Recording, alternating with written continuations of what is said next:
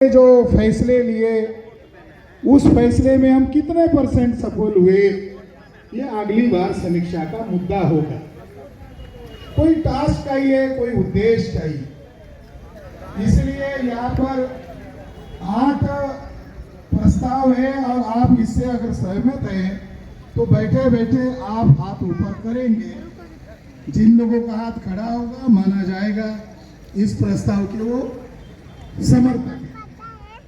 Number 1 प्रस्ताव है महाबोधि महाविहार। ये भारत के मूल निवासी बौद्धों का बौद्ध विहार है, लेकिन इस पर बोध गया मंदिर अधिनियम 1949 के द्वारा विधर्मी महंत ब्राह्मणों का नाजायज कब्जा कराया गया है।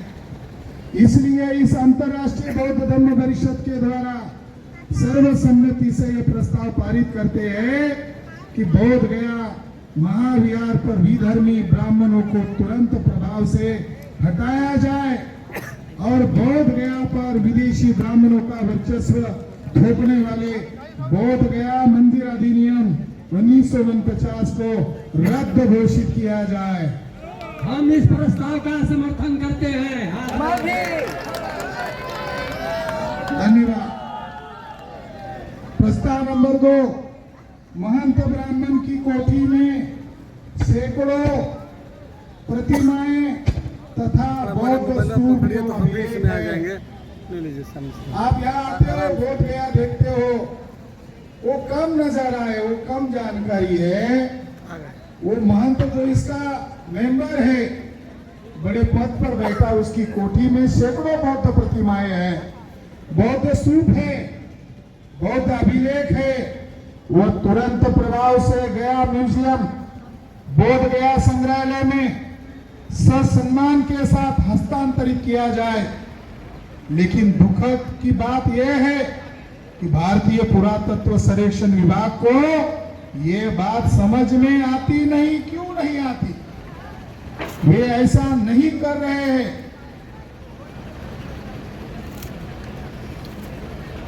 इसलिए इससे साबित होता है कि महंत ब्राह्मण एवं भारतीय पुरातत्व सर्वेक्षण विभाग का कोई गुप्त समझौता हुआ है।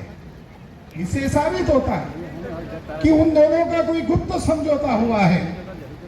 जो ब्राह्मण लोग का बोध गया और बौद्ध विहार पर वर्चस्व कायम रखना चाहते हैं, जिसका यह परिषद जाहिर धिक्कार करती है और यह मांग करती है कि तुरंत प्रभाव से इस पर अमल नहीं हुआ तो अगले वर्ष महंत के कोठी पर हम 2 लाख लोगों का मोर्चा लेकर जाएंगे। हम इस प्रस्ताव का भी समर्थन करते हैं। जो बुद्ध की सैकड़ों मूर्तियां दीवारों में दबाई है महंत के कोठी में, अगर भारतीय पुरातत्व सर्वेक्षण विभाग इसका संज्ञान नहीं लेता है तो जैसे हम इस बार आए, तैयारी के साथ आए, अगली बार 2 लाख लोग आएंगे और 2 लाख लोगों का मोर्चा महंत के कोठी पर लेके जाने का प्रस्ताव को आपने समर्थन दिया, इसके लिए धन्यवाद। प्रस्ताव नंबर 3, 4वीं शताब्दी में चीन से आए फाइयान तथा 7वीं शताब्दी में चीन से आए हुए योनसांग के प्रवास वर्णन से पता चलता है कि बोध गया के परिसर में एक भी ब्राह्मणों का मंदिर नहीं था। बोध गया बौद्ध विहार के परिसर में ही जगन्नाथ मंदिर एवं शंकराचार्य के नाम से बौद्धों की भूमि पर कब्जा किया गया है।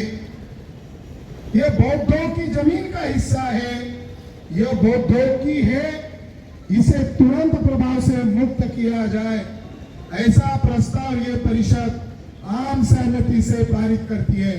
हम इसका समर्थन करते हैं। प्रस्ताव नंबर 4, तथागत भगवान गौतम बुद्ध यह विष्णु के अवतार नहीं है और बौद्ध धर्म स्वतंत्र धर्म है, यह वैदिक एवं हिंदू धर्म का हिस्सा नहीं है, ऐसा प्रस्ताव यह परिषद सर्वसम्मति से पारित करती है। इस प्रस्ताव का भी हम लोग समर्थन करते हैं। प्रस्ताव नंबर 5, फ्रांसिस बुकानन सन 1811-1812 के रिकॉर्ड के अनुसार बोध गया में सम्राट अशोक का महल था, उसका उत्खनन करके उसे राष्ट्रीय संपत्ति घोषित किया जाए, ऐसा ये परिषद प्रस्ताव पारित करती है। इसका समर्थन करते हैं।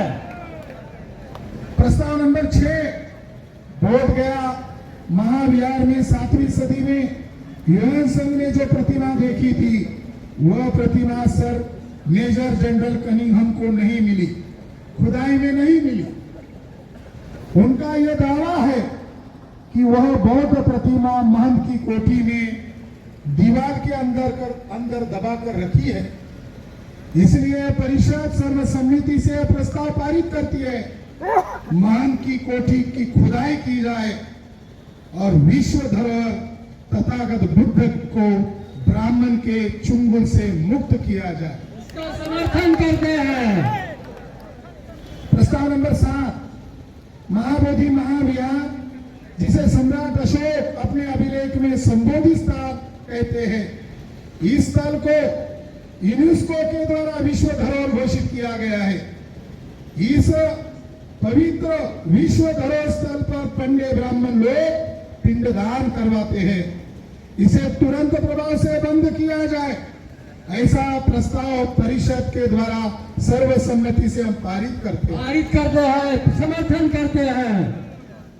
प्रस्ताव नंबर 8, बुद्ध पद को ही ब्राह्मण लोग